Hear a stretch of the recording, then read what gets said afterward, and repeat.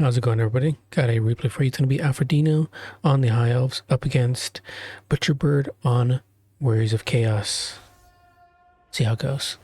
For the High Elves, we do have a Princess on... Is that a freaking Griffin? Yeah. What the heck? I never see this freaking mount ever. And I can't say I'm surprised at all that Alfred is bringing it. His builds are a bit interesting, to say the least, sometimes. He also has volley of higher arrows, which is honestly not bad. I like it. I don't ever choose to take the princess willingly just to use this ability, but for a cheap lord with this ability, it's worth it. But otherwise, for the rest of the army, Mage of Life with Earthblood and Flesh to Stone. Rest of the army, it's going to be LA and Reavers. For the skirmishing, including the Heralds of the Wind and the Storm Riders, the Lothern Seaguard ROR, and the other two, and two more Lothern Seaguard as well. We also have double War Lions and the Fireborn, of course. Can't go anywhere without your Fireborn. Actually, it's gonna be 4 War Lions, excuse me. No Rahagra's Pride. Instead, they spent the money on Storm Riders instead, which, I mean, it's Alfred, so... For the Warriors of Chaos, we do have Archaon. He is going to be on horseback with Fight or Die, Slayer of Kings, Spirit Leech, and Burning Head, plus Searing Doom. Does he have the crown? Yes, he does. The Crown of Domination, Leadership, and ITP. For the rest of the army, it's going to be a front line of Marauders, including some Chaos Warriors with great weapons. And as well for the Cav, we have double Hellstrider, presumably, yes, with some skirmishing from Marauder Horse Masters. Is it should be the 3 of them? Yeah, four Horse Masters, and then the Rotting Rider ROR. Pretty tough to take down. I don't recall whether or not how the trade goes between them and the Fireborn. Fireborn obviously do have the flaming attacks, so we'll have the regen of the Rotting Riders.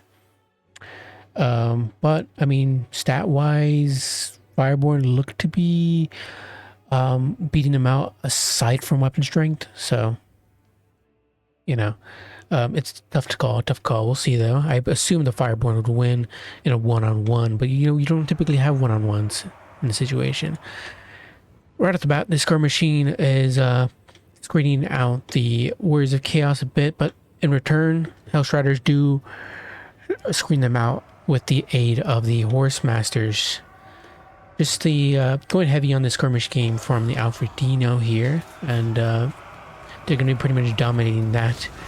Fireborn get in there and do a tremendous amount of damage against the Marauders. Hellstriders as well, going to be fighting them back, but not going to be doing a very good job at it. Spirit Leech going down on them, slowly whittling them away. They're going to want to probably get a heal here soon, as the Rotting Riders do get that charge in there.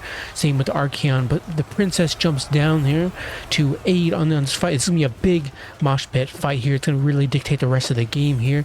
House Riders do run away. Rotting Riders are taking quite a bit of damage. Fight or Die popped up to 72 melee attack on them.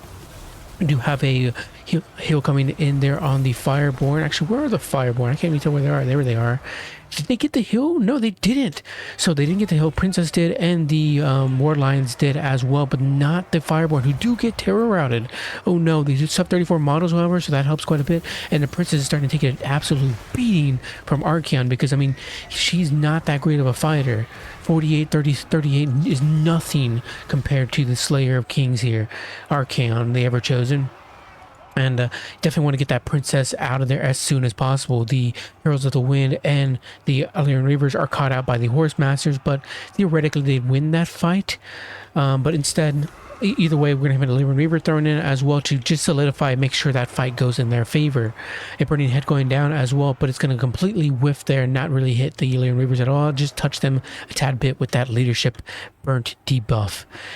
Overall, the infantry obviously is handling themselves well as they get onto the Lothern Seaguard and trade into the War Lions.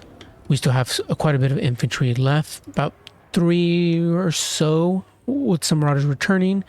The Lothern Seaguard getting some pretty decent fire into the Chaos Warriors and into the Rotting Riders, doing some pretty good work. The Fireborn did come back. They only have 17 models, however, so they're not going to be able to put in a lot of work left anymore with the rest of this game. Earthblade is going to go down on the Princess and heal them up. Doesn't hit anything else, however, which is quite unfortunate. Would have been nice to heal up those War Lions as well, which are doing pretty good here. Mulching through those Chaos Warriors with that bonus versus infantry and AP.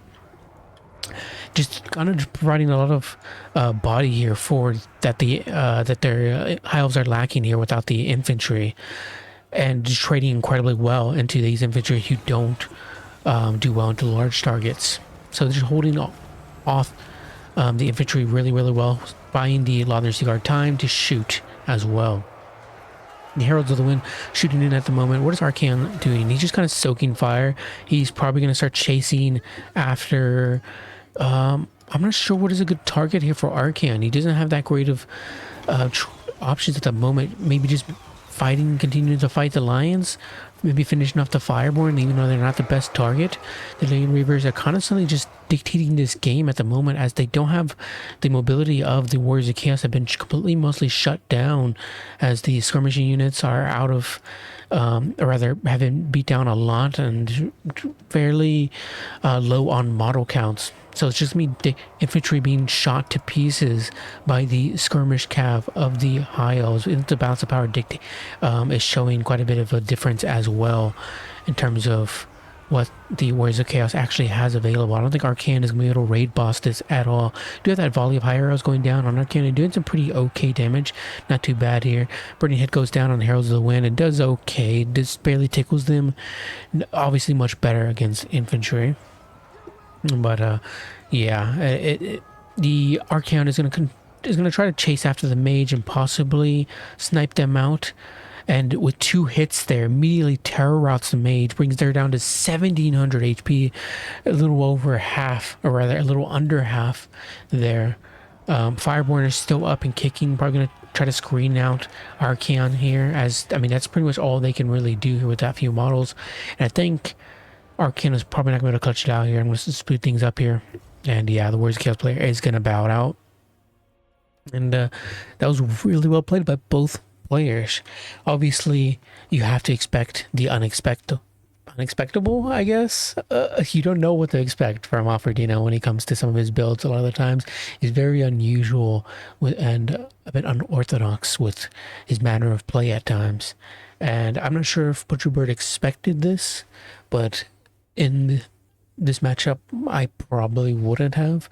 Obviously, to be fair, I haven't played Alfredino in this matchup at the very least, so I can't say whether I would have expected this or not. But the skirmishing game was just so incredibly powerful from the High Elves there that I think the control over keeping them up and away from the mobility of the Warriors of Chaos and the Fireborn lasting as long as they did just really dictated the match. But I can't not give credit to the War Lions here. The War Lions did absolutely incredible. I mean, to last as long as they did for what is essentially like a shock cav in a way. Shock monstrous infantry is what really their title would be.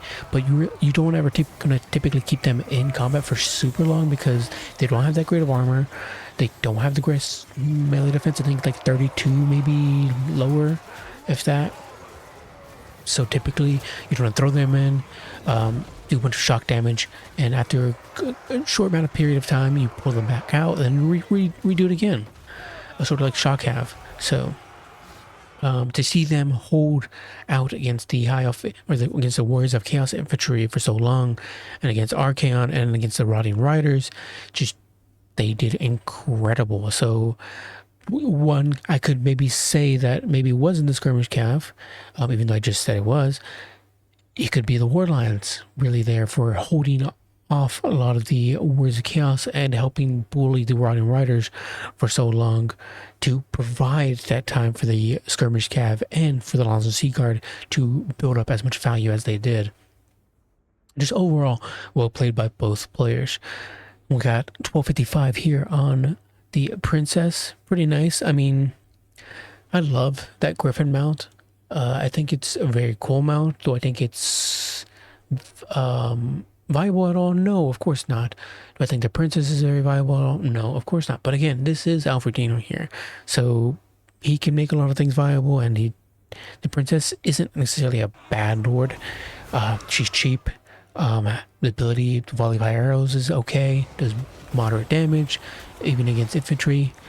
Though this was before the magic missile changes got reverted, so I haven't tested it since. But I saw one volley go off, and it went into Archeon, and it did some decent work.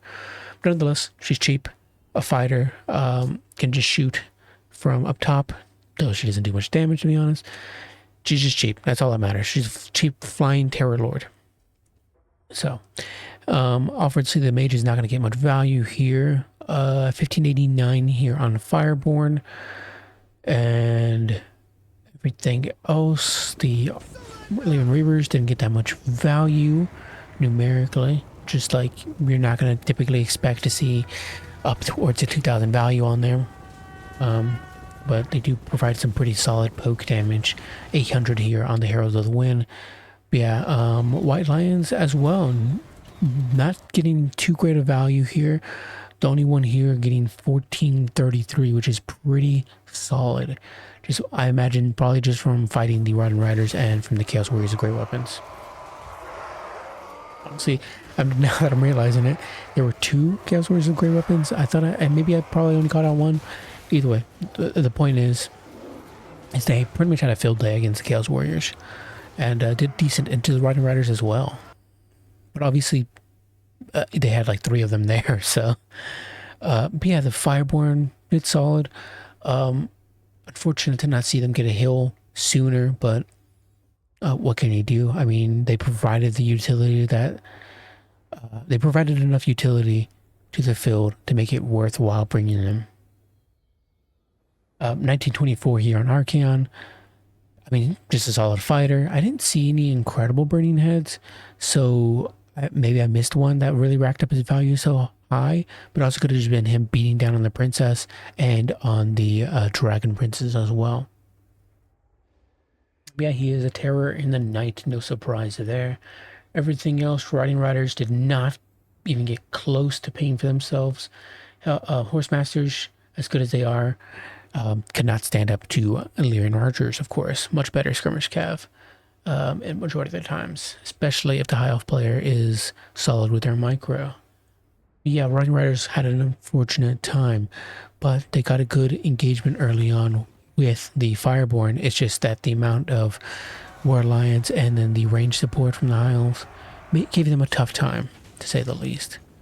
But solid game. Thanks to Alfred for sending this in. I'll catch you guys next time with another one. Bye.